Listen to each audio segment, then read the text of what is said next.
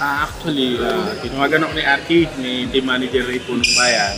Sabi niya, pare, tulungan mo ako rito, coach. Meron tayong bubuin. Kasi tumawag sa kanya sa PSC nga, mayroong World Masters na ginagawa.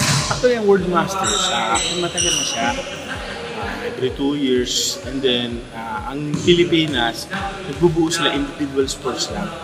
So first time magbubuo ng 45 ng team ng Pilipinas niya. So nung nakita, binasa namin, pwede maganda po kasi yung mga local players, nakita nyo na pagsasama-sama natin. Yung basketball, mga PBA dati, and then yung Justice Man, and then yung si Justice Midas Marquez.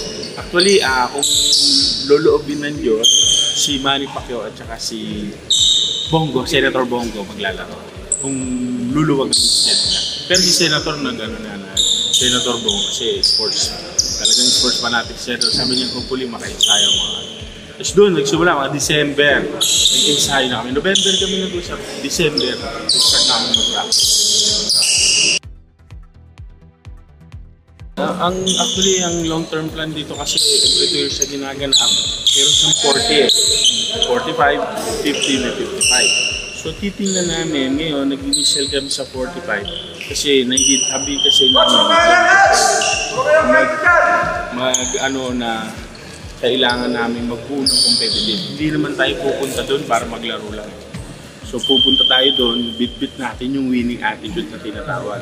So malamang maraming mga Pilipino roon, kahit paano may isa natin lungkot yung mga Pilipino, mga OFW. So kaya yun ang naisip ni Arky dito. Actually, napag-isip namin dahil tayong PPA.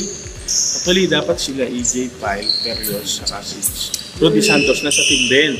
Kaya lang nagkaroon sila ng NPBL team, so naging busy sila. Hindi sila makakasama. Pero nakawa ng Diyos, nabuo naman na competitive.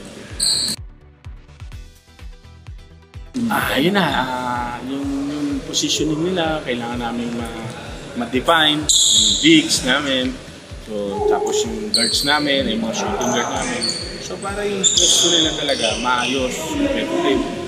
Bibigyan namin ng magandang laban ng mga magiging kalaban namin doon. Kasi hindi namin kilala kung sino mga player nila. Baka dati rin national team player nila, dati rin mga pro player sa kanila.